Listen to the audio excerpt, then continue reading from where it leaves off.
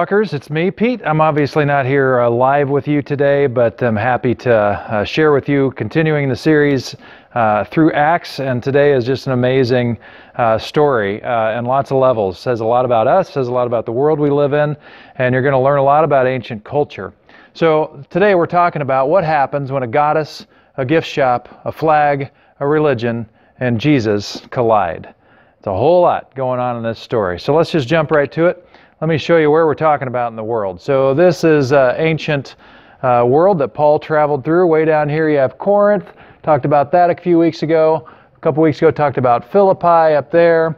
Thessalonica, there's a letter about to that group of people up there.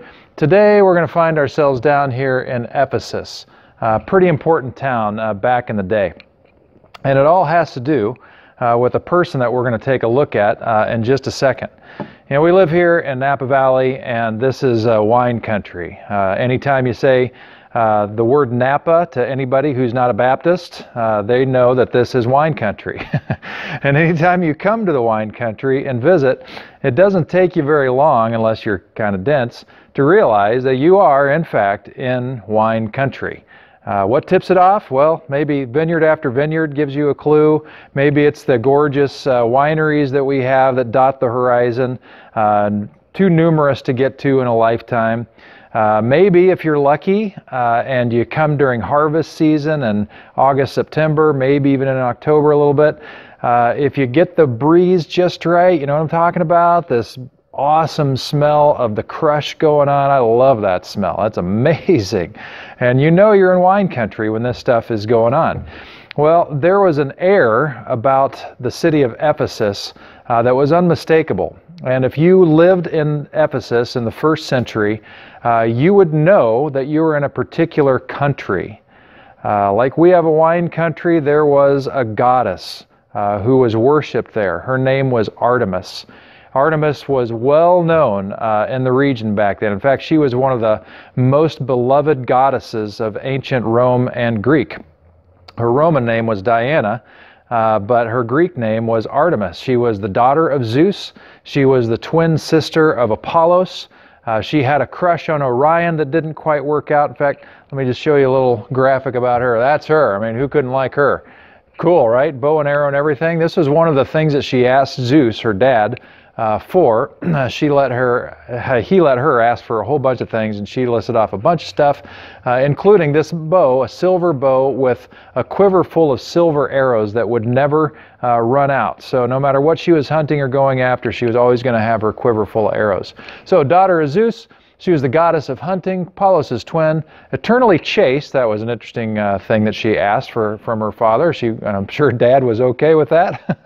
Her Roman name was Diana. Interestingly, just a little point this out, Wonder Woman's real name is Diana. Coincidence? I don't think so.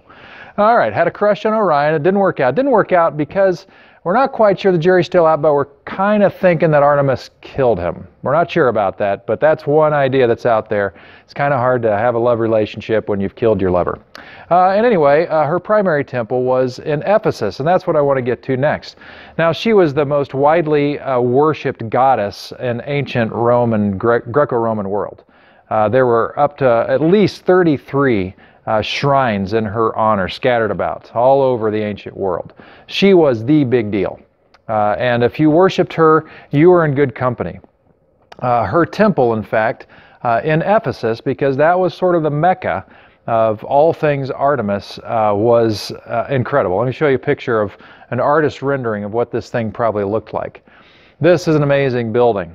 In fact, this building was so amazing. I'm going to tell you a little about it in a second. This building was so amazing that it is one of the 7 ancient wonders of the world because of its magnitude and architectural design and how hard it was to pull this thing off. We look at this and think, well, that's a nice postcard of a columned building. No. This thing is huge. Lengthwise this way is 400 feet. Widthwise this way is 150 feet. So here's how you get a perspective on how massive this thing is.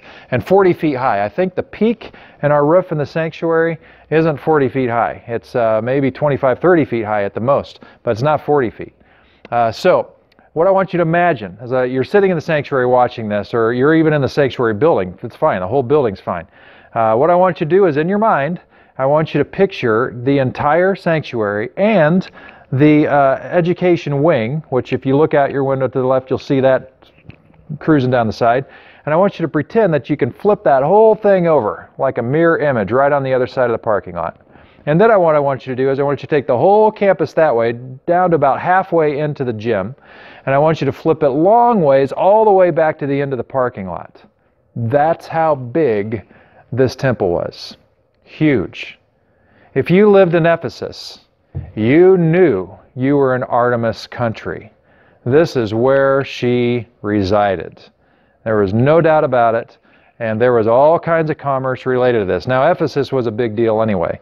It was probably the most significant city in ancient Asia, according to the Romans. So they built this thing up. It had its history of getting demolished and rebuilt. But the Romans, they made this one of their chief cities, and it was fantastic.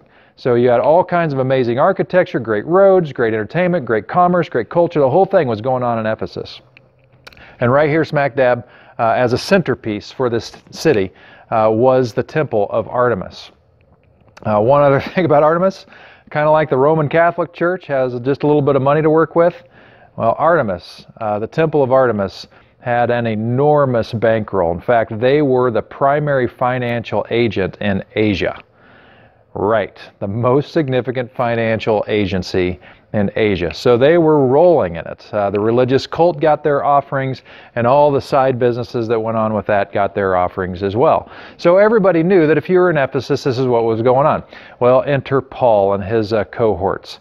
They come trolling in as they typically did, and the first thing they did, which was normal for them, is they went to the synagogue in Ephesus. There were a few Jews hanging out there, which, not surprising, a high commerce city like this. And so they first met with the Jews in the synagogue. And for 3 solid months, Paul did the best he could to try to explain Jesus to them and what he'd experienced and what the disciples experienced back in Israel and all that. And after 3 months, a dozen or so Jewish people bought it and believed in Jesus, and their life was on a new direction. But the rest of them in the synagogue, not so much. They didn't really want anything to do with Paul anymore, so Paul packed his bags. He didn't leave Ephesus, but he never taught in the synagogue again. Instead, he went to a teaching hall where he would teach in the afternoons. The way it would work back then is people would work in the mornings, they'd take a very long break in the afternoon, and then go work a little bit more in the evening. So during the heat of the day, Paul would be at this academy, if you will, this lecture hall, and people could come who wanted to listen to him and see what he had to say. So he was being quite successful there. He stayed there for a total of about 2 years in Ephesus, and he was doing quite well. In fact, he was doing so well that it started to bother a particular guy named Demetrius. The reason it was bothering Demetrius is because some people were discovering that this Jesus thing that Paul was talking about was real. So here's what I want you to think about for a minute. Imagine that you're not a Jewish person, you don't really know the Jewish traditions at all, and you don't really care about them. You've been worshiping Artemis all your life, and you've been making your daily or weekly or however often you go to the temple to do your thing, and maybe you've even bought a little tiny, trinket shrine, from a local gift shop or something, and you put it in your home so you can keep incense going or whatever you did. And Paul comes and asks you, how's that working for you anyway? And you start to think about your faith, and you start to think about how good Artemis has been to you, and then you start to think about some of the stories of Artemis, how one of her little minion persons, servant girls, didn't do something she thought well of, and so she turned her into a deer and immediately loosed her dogs on that deer, so the deer was killed. That's the compassion level of Artemis. And she got that naturally because Zeus was pretty famous for doing the same thing. He was a bit of a cad as far as gods went, wasn't afraid to sleep with about anything, anywhere, and caused lots of problems. Because of that, Artemis is one of those examples. She was born because Zeus just couldn't help himself. We human beings have some beautiful women down here, and one thing leads to another. So anyway, if you're a worshiper of Artemis, you're thinking to yourself, well, how is this working for me exactly? And am I really bought into this thing? And part of the reason you're still sticking with it is because you're thinking to yourself, well, what if I stop? What if I don't do going to church at Artemis's place anymore. What's she going to do to me? And so you have this fear that's kind of entering into your psyche and your theology and your faith. And it kind of becomes your primary motive for doing anything with Artemis. And I think as they started to listen to Jesus, through Paul's eyes anyway, they started to recognize there's a whole different way of relating to God that they were not experiencing through this Artemis. And Paul would talk about stories of Jesus' compassion. He was a guy who broke down barriers left and right and was graceful, and just beauty seemed to follow him, and it was this wonderful shalom-based kind of thing. It's like good things, good life happened to him as he did his life, and healing happened. Jesus would heal people, Paul would say, and then Paul had the audacity to say, you know, there have been many occasions where God has worked through me. The same Spirit that enabled Jesus to heal people has been working through me, and as I've laid hands on people, God has worked through me to heal people. And immediately people are like, what? And so Paul goes for it, and he prays for people who have need. And before you know it, people who couldn't walk before are walking. People who couldn't see before are seeing. People who were sick were well. It got a little nutty, in fact. It got so potent that even things that Paul would have touched, a handkerchief or a bandana or whatever, if he touched those things and people grabbed them later, they found healing power in those things. That's a weird one. Come to Bible study and we might talk about why that is even possible. And is it even possible? But the reality is the Scriptures tell us it happened. So Paul is winning quite a few people here. It's kind of hard to argue with it when your experience has been, well, I got this deity thing going with Artemis, worship a little bit, but don't really experience a whole lot. And now you've got Paul talking about a God of compassion who really does care, who can be trusted, and by the way, actually shows up and does something for your life. So a lot of people start coming to Paul, start coming to Christ, and things are happening. And in fact, people were so taken up with the way of Jesus that they left their Artemis ways behind. And when they left their Artemis ways behind, they got rid of all their Artemis stuff. So I want you to think about a person who has a pornography problem. And back in the day when you had magazines for pornography, let's say they have a big stack of pornography they've been stacking up and collecting for years. And all of a sudden, they come to Christ, they're healed of whatever it was that was compelling them to go into the pornography stuff, and they no longer need it, don't want it, don't want it in their house, whatever. What are they going to do with that big pile of porn? They're not going to hand it to Jimmy, the neighbor kid. I mean, that would be horrible, right? To get arrested. They're going to do something with it. What are they going to do with it? They're going to get rid of it. They're going to burn it. They're not even going to throw it away because some neighborhood kids heard about his porn collection. They're going to be going through his trash all the time. So they know that they got to do something with this. So the guy with the porn problem who gets over it because he comes to Christ, he's going to burn the stuff in a barrel somewhere, and it's going to go up in flames so that nobody else is going to have to deal with this thing. Well, that's what the people who worshipped Artemis did. When they came to Christ, they burned their porn collection, so to speak. Now, it wasn't porn, but it was scrolls, it was books of incantations, it was artifacts, it was little trinkets that showcased Artemis that they could worship wherever they went. And they got rid of it. And the Bible says that the value of it was 50,000 drachmas. Now, I know you might not be up on the currency these days about how much a drachma is worth.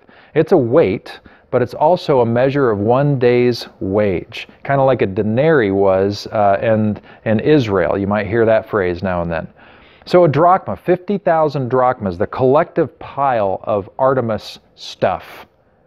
50,000, that's over 130 years of work. You do the math on that by our terms, just to get your brain around what kind of volume we're talking about. We're getting close to $10 million of product being burned because they don't want anything to do with Artemis anymore. $10 million. That's going to make the news. When people start to see that kind of smoke come out and hear the stories of why and hear the stories of Paul and touch the handkerchief and get prayed for and God is showing up and people are coming to Christ, that's going to create a buzz, and it was. And that's when it became a problem for Demetrius. Now, Demetrius, he was in the gift shop business, so to speak. And when stuff started to go south for Artemis and worship stuff, like buying little, perhaps silver models of either the temple or of Artemis's figure herself, sales kind of took a beating. So I want you to think about this, because we don't often think about this. We think, okay, big religion, they got lots of money. Oh, whoop-de-doo if Paul steals a few hundred from them. But it's the little people around the edges that sometimes get hurt the most. So imagine when baseball strikes.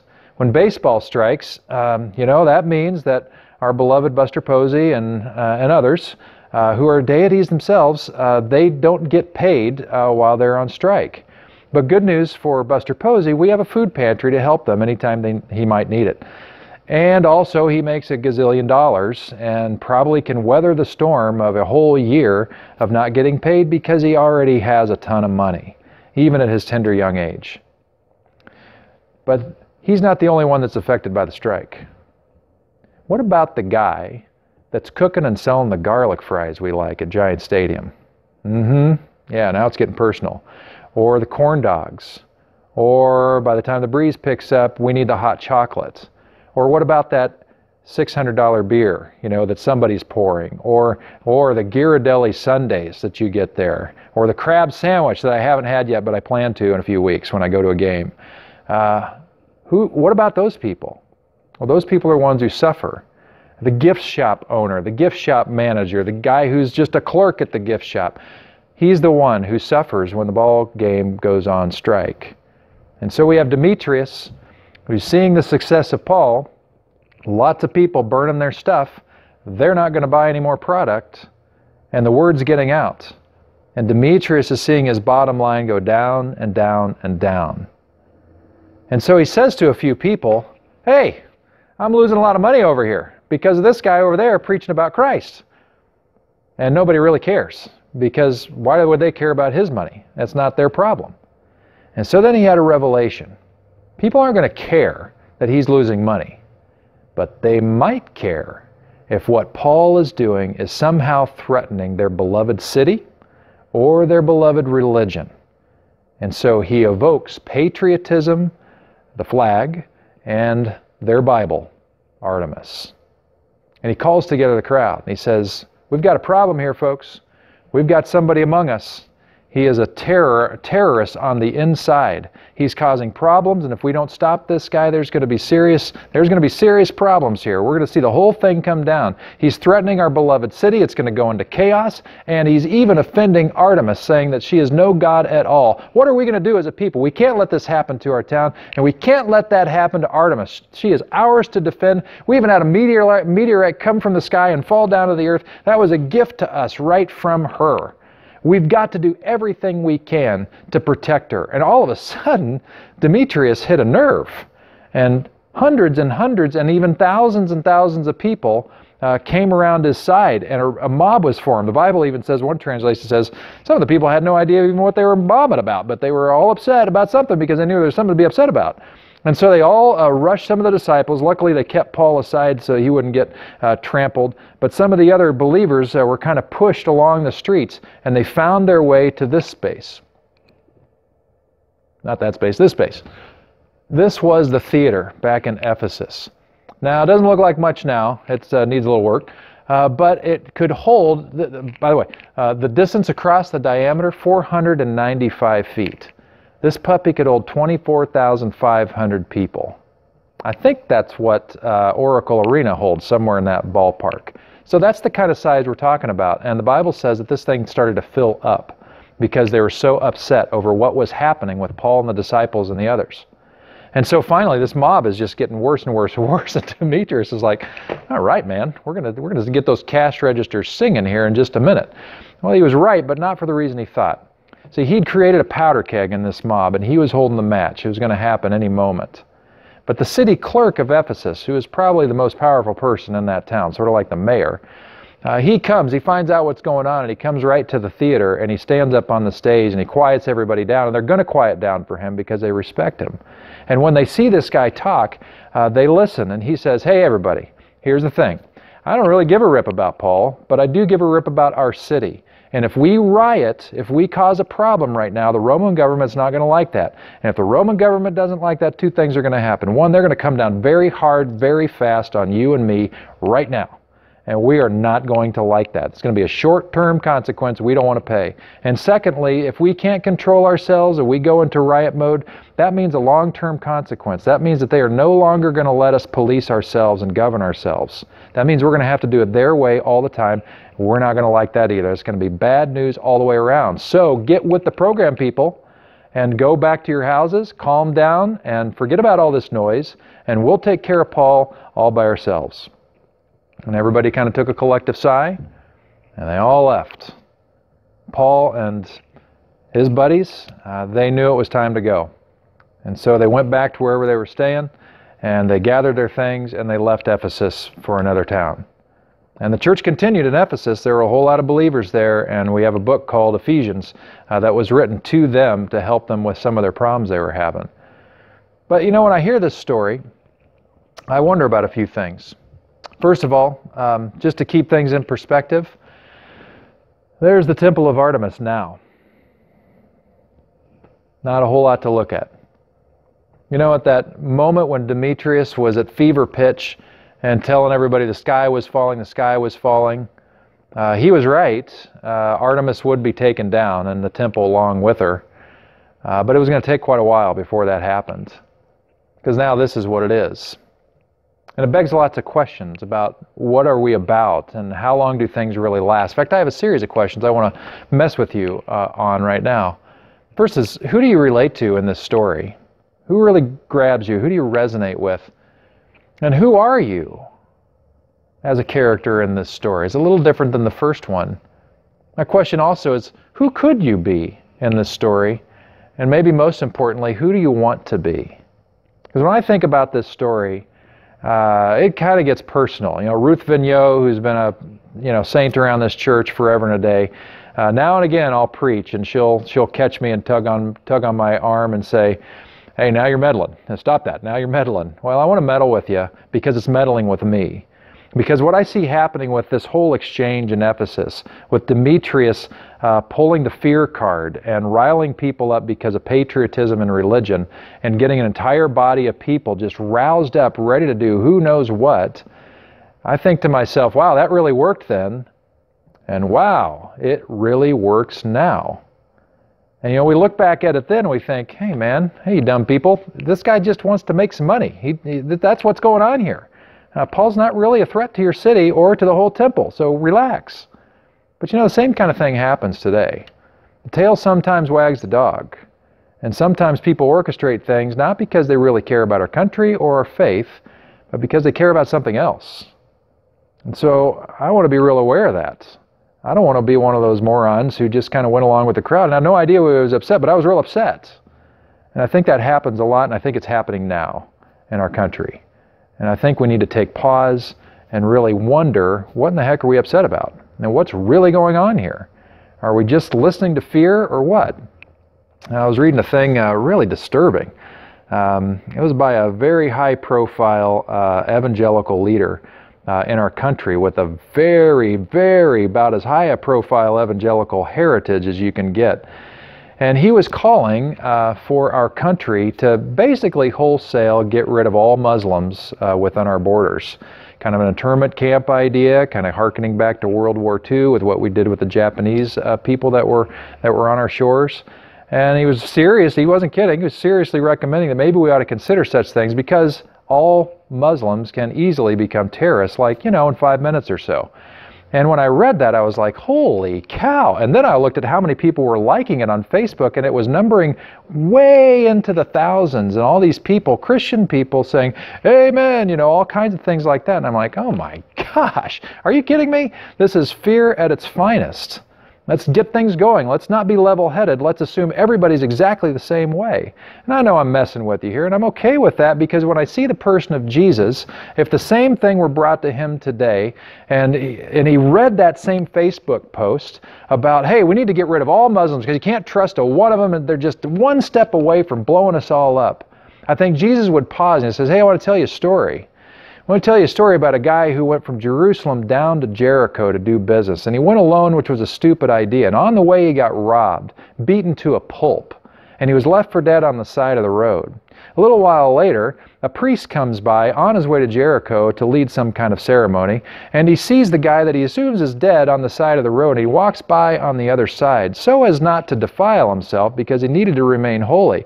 Not long after he passed, a Leviticus guy passed by, also a priest kind of like guy, and for the same reason, he passed by on the other side. But then a Samaritan decided to pass by.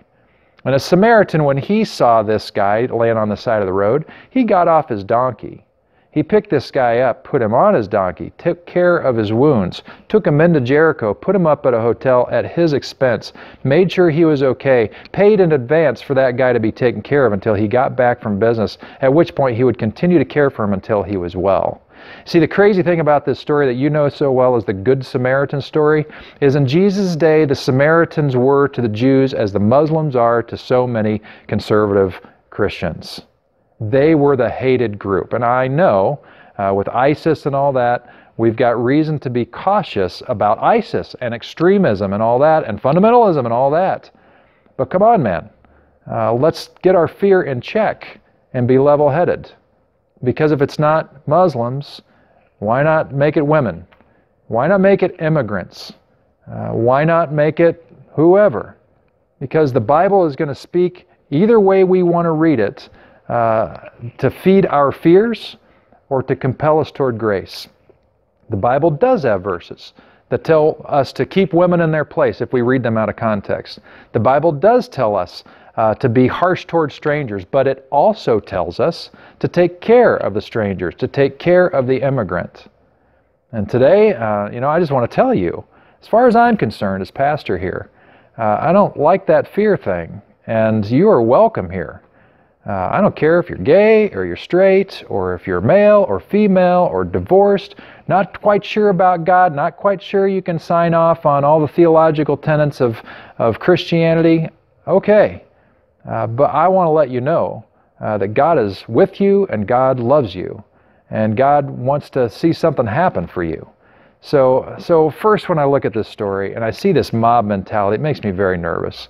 And then the other thing that makes me nervous is real close to that, and that's Demetrius. And I got to wonder, could I be Demetrius? Could I be the guy that is, basically looking at his bottom line and doesn't have the guts and is too cowardly and too embarrassed to say, I'm really upset about this because I'm losing money, but I'm going to play the nationalism card, I'm going to play the religious card because that sounds a lot better. And I wonder how often I rationalize things in my own life, and sometimes because of money, because I want something to go a certain way, but I convince myself that maybe it's because of these other things that I should value them. I wonder if we are kind of like Demetrius that way, that we could find ourselves doing things in the name of good things, but at the bottom line it really has to do with our comfort level and our money. I already know the answer to it. Every one of us struggles with that. You and me, if you're watching this, in the United States anyway, we're rich. And you need to own that. You and I are rich. I've been where it's poor, and it's not you. You and I are rich. And how we deal with our wealth and how we deal with our resources is a serious effort. And it requires Jesus to do it. But that leads me to what I hope I can be. Because I hope I can be like those Gentiles who got it right. Those Gentiles who were there in Ephesus, who had been worshiping Artemis, who had thought that was the way, and then they heard the good news of Jesus, and they went for it. And they didn't just go for it a little bit, but they brought their stuff that they knew was hurting them, and they said, we're done with the old way, and now we're ready for the new day. That's what I want to be. Is that what you're ready for? Because I wonder if some of us have sort of shortchanged Jesus. And we've thought we've signed up for it, we thought we've done it right, but really maybe we haven't. Maybe we've kind of, gone 90% and said, given ourselves an A, because that kind of is an A, and we think we're nailing it, but maybe that 10% is what's going to make the very big difference in our lives. It's that final trust factor of God. Say, all right, I'm going to entrust everything I am to you. Where are you with this? And do you realize the potential that Paul shows us? This God thing is real. If you've adopted some kind of a theology or a faith where God really doesn't show up and is really not engaged in your life, why are you doing it? Is it because of fear? Are you come to church just because if you don't, maybe lightning will strike or something? Man, lose that. Stop going to church for a while if that's your orientation. Come back when you're ready, when you're hungry for God, hungry for the living God to show up and actually do something in your life. Because as long as you're here just to be a part of a dead system or a dead religion, it's going to be dead and you're not getting anywhere. But listen to the good news. God is alive. And the God that we have seen through the face of Jesus and His teaching and His way is unbelievable, glorious, beautiful, compelling, satisfying, impactful. So if you want that kind of a life, go for it. And when you go for it, really go for it. So if you know you got some stuff, you're absolutely certain, hey, I really want to be in, and I know I should probably let this go, but I'm not really sure I want to, just go for it. Give it a whirl. Give God a try. See what the way of Jesus can do for you. Well, I hope this has been an interesting journey for you. If you want to read the black and white, it doesn't have a lot of the extra information I gave you from my research, but it's in Acts 19, pretty much the whole chapter, 1 to 45 or something like that. And it's a fascinating story, and I hope you will read it. I think it's in your crosswalking guide that you'll look at this week. I've enjoyed plowing through it with you. It's messing with me. It's going to continue to mess with me, and I hope it messes with you. So now may you not be one of those dumb people in the crowd who just went along out of fear, not really knowing why they were upset in the first place, and were suckered by somebody who really just wanted to make more money. And may you not be like Demetrius, who was really basically in it for the money. But may you be like those Ephesian Christians who understood what was before them, understood what they were leaving behind, and had no problem letting go of an enormous amount of resource so that they could be fully on board with Jesus. May it be so for you. And may together as we do that, may we inspire the world toward great beauty and faith and generosity. Thanks for being here. I will be back next Sunday. Thanks for coming. Bye-bye.